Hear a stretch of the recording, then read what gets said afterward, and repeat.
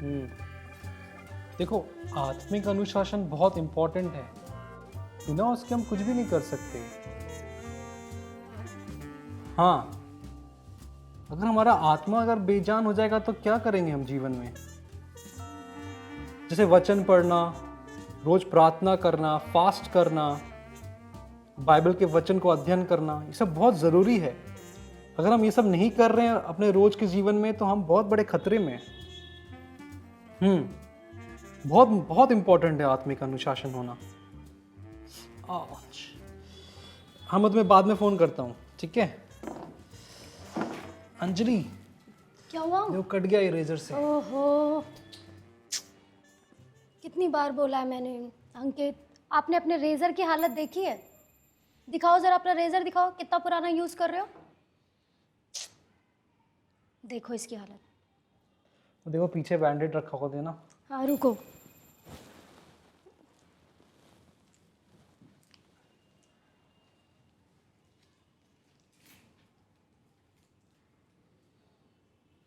अंकित, ये कुछ ज़रूरी बातें हैं जिन पे आपको ध्यान देना चाहिए। अगर आप इन सब बातों को अनदेखा करोगे तो ऐसे कैसे चलेगा? वो तो है। आपको पता है ना, जब कोई चीज़ पुरानी हो जाए तो उसे बदल देना चाहिए। अच्छा ये छोड़ो, अब बताओ किससे फ़ोन पे बात कर रहे थे? अरे वो राजीव से बात कर रहा था। उससे बहुत दिनों से बात नहीं हुई थी ना, तो आज अच्छा। मन में आया कि उससे पूछूं कैसा है वो। तो उसको फ़ोन किया था मैंने। वही बता रहा था कि कैसे आत्मिक अनुशासन कितना ज़रूरी होता है हमारे जीवन में, और इसके अलावा हमारा जीवन बिल्कुल व्यर्थ हो जाता है। ये सब बातें ही समझा रहा था उसको। अच्छा वैसे मैं भी राजीव से काफ़ी टाइम से मिली नहीं हूँ। मुझे कोई बता रहा था कि आजकल वो बहुत बिजी रहता है। वो मिनिस्ट्री के काम से काफ़ी व्यस्त है। मैं उसको यही समझा रहा था कि मिनिस्ट्री करना अच्छी बात है, लेकिन ऐसा ना हो कि तो आप अपने जीवन में परमेश्वर का स्थान खो दो। मतलब वो बता रहा था कि वो रोज़ प्रार्थना नहीं कर पाता, हफ्ता हफ्ता हो जाता है कि वो प्रार्थना नहीं कर पाता। तो मैं वही ये सारी बातें उसको समझा रहा था मैं। वैसे वो ठीक है ना? उसके साथ सब कुछ ठीक चल रहा है ना? हाँ बिल्कुल ठीक है वो, बस यही है कि वो अपने आत्मिक जीवन में पीछे हो रहा है। तो आपने उसको समझाया ना कि सेवकाई करना ठीक है, सेवकाई कर रहे हो अच्छी बात है, आप दूसरों को आत्मिक भोजन दे रहे हो अच्छी बात है, लेकिन आपके लिए खुद के लिए आत्मिक भोजन लेना कितना ज़रूरी है वो भी उसे समझाना चाहिए आपको। हाँ, ये बात ही मैं उसको समझा रहा था।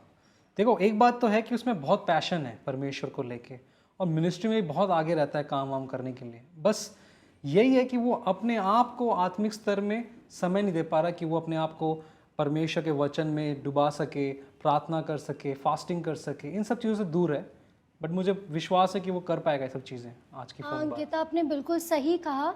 जैसे लूका 5:16 वो भी यही कहता है कि यीशु मसीह समय निकाल करके अकेले में प्रार्थना करने जाते थे। इसलिए बहुत ज़रूरी है कि हम भी अकेले में प्रार्थना करें, वचन में समय बिताएं। आत्मिक भोजन हमारे लिए कितना ज़रूरी होता है, संगति में जाए, ये सब चीज़ें बहुत ज़रूरी है हमारे जीवन में। हाँ बिल्कुल सही। रोज बाइबल को अध्ययन करना, वचन को समझना, वचन को याद करना, ये बहुत ज़रूरी है, क्योंकि वचन एक दो धारी तलवार की तरह है जो हमारे हृदय को काटती है, और हमें जो हमारे जीवन में जो हमारा व्यवहार है या हमारा जो आचरण है वो हमें सिखाते हैं कि हमें उसे कैसे और अच्छा कर सकते हैं, हम दूसरों को और कितना प्रेम कर सकते हैं। इन सारी बातों को तभी हम कर सकते हैं जब हम वचन पढ़ते हैं। और अंकित आप जानते हो, हमारी आधे से ज़्यादा परेशानियां तो हमारी डेली रूटीन की प्रेयर में ही सॉल्व हो जाती है। अगर हम समय से प्रार्थना कर रहे हैं, परमेश्वर के साथ हमारा अच्छा रिश्ता चल रहा है, तो आधे से ज़्यादा दिक्कतें तो वैसे ही ख़त्म हो जाती हैं और हमें घबराने की ज़रूरत भी नहीं होती।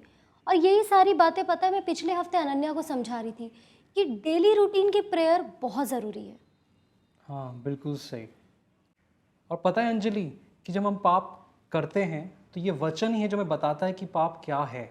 और कई बार ऐसा होता है कि हम पाप करते रहते हैं और हमें इसके बारे में पता नहीं होता, और ये वचन ही है जो हमें बताता है कि हम ये पाप कर रहे हैं। इसीलिए बहुत ज़रूरी है कि हम अनुशासन के साथ रोज़ वचन को पढ़ें, ताकि हम अपने आप को चेक कर पाएँ कि हम कहाँ पे भूल कर रहे हैं। हम्म। और हाँ, खुद को उस व्यक्ति के सामने भी जिसने हमें परिचित कराया हमारे पाप के स्वभाव से, हमें मान लेना चाहिए कि हमारे अंदर वो चीज़ है। उससे क्या होता है कि वो हमें परमेश्वर के सामने नम्र बनाता है और उस व्यक्ति के सामने भी नम्र बनाता है जिसने हमें इस पाप के हमारे स्वभाव से परिचित कराया हो। बिल्कुल सही। तुम्हें याद है राजीव से हमने बात की थी कॉन्फ्रेंस के टाइम पे, उसका वो व्यवहार, उसके अंदर काफ़ी घमंड आ गया था और वो किसी के अंदर अधीन होकर काम नहीं करना चाहता था। अगर हमने उस वक्त उससे बात नहीं की होती तो आज शायद वो जो उसका आचरण था और भी बड़ा हो चुका होता। तो इसलिए बहुत ज़रूरी है कि हम उस समय ही उस अपने गलत व्यवहार पे काम करना शुरू कर दें। और अंकित, पाप केवल हमारे कर्मों से नहीं बल्कि हमारी सोच और विचारों में भी होता है। जैसे कि नए नियम में भी उदाहरण दिया यीशु मसीह ने कि अगर कोई स्त्री को गलत नज़र से देख रहा है तो सिर्फ उसने देखने से ही व्यभिचार का पाप कर लिया है। और वो वचन कहाँ पे लिखा है, मैं पढ़ रही थी सुबह, कौन सा वचन है वो, मेरे ख्याल से गलाती 6:1-2 में लिखा है। मैं आपको पढ़ के बताती हूँ। यहाँ लिखा है, हे भाइयों, यदि कोई मनुष्य किसी अपराध में पकड़ा जाए तो तुम जो आत्मिक हो नम्रता के साथ ऐसे को संभालो और अपनी भी चौकसी रखो कि तुम भी परीक्षा में ना पड़ो। तुम एक दूसरे का भार उठाओ और इस प्रकार मसीह की व्यवस्था को पूरा करो। बिल्कुल सही अंजलि। और मुझे लगता है कि जो फास्टिंग है, हम जो फास्ट करते हैं वो भी बहुत इम्पोर्टेंट है कि हमारा जो प्रार्थना है उसके जीवन को बढ़ा सके। तुम्हें याद है कि मैं रात को उठ के प्रार्थना किया करता था उस टाइम पे। वो इसलिए कर पाता था क्योंकि मैं फास्टिंग करता था उस समय। और आपको पता है, हमें एक अच्छा प्रार्थना जीवन जीने के लिए एक अच्छे दोस्त की भी ज़रूरत होती है, और एक ऐसा दोस्त जो प्रार्थना में मजबूत हो और साथ ही साथ विश्वास योग्य भी हो। बिल्कुल। और पता है अंजलि, प्रार्थना को अच्छा करने के लिए हम हमेशा उपवास कर सकते हैं, फास्ट कर सकते हैं, जो हमें मदद करता है कि हम प्रार्थना से कभी उबे ना।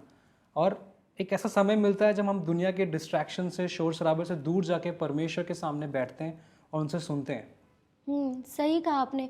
कुछ लोग प्रार्थनाओं में इन्हीं सब बातों से गुजरते हैं, जैसे वो एक ही बात को बार बार दोहराते हैं। उससे क्या होता है, वो प्रार्थना में ऊब जाते हैं और ऐसी प्रार्थनाएं वो बोर हो जाते हैं यही सब करते करते। जैसे कि आपका ये पुराना रेज़र जिससे आप दाढ़ी बना रहे थे और जब सही से नहीं बनी तो कट गया। तुमने एग्जाम्पल्स पता नहीं कहाँ कहाँ से ले आती हो। खैर, मैं ये सारी बातें ही राजीव को समझा रहा था कि कैसे हमें आत्मिक अनुशासन में चलना चाहिए, हमें रोज़ वचन पढ़ना चाहिए, परमेश्वर के वचन को अध्ययन करना चाहिए, प्रार्थना करना चाहिए, फास्टिंग करना चाहिए। ये सारी बातें ही मैं उसको समझा रहा था कि अपने जीवन में चाहे हम जो मर्जी करें, ये सारी चीज़ें हमें रोज़ प्रतिदिन करनी है।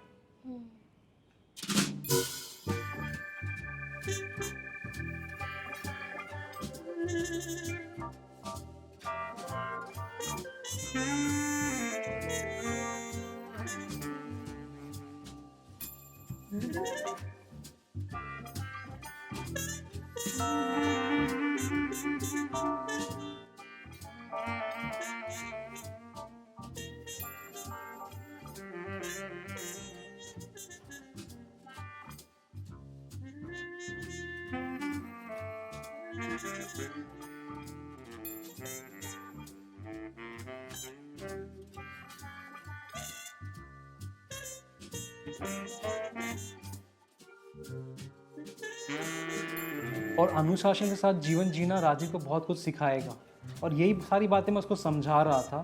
देखो, राजीव भटका नहीं है, वो सब कुछ सही कर रहा है, बस थोड़ा सा उसको मार्गदर्शन देने की ज़रूरत है कि कैसे इन सारी बातों के साथ वो मिनिस्ट्री को कर सके और परमेश्वर के साथ चल सके।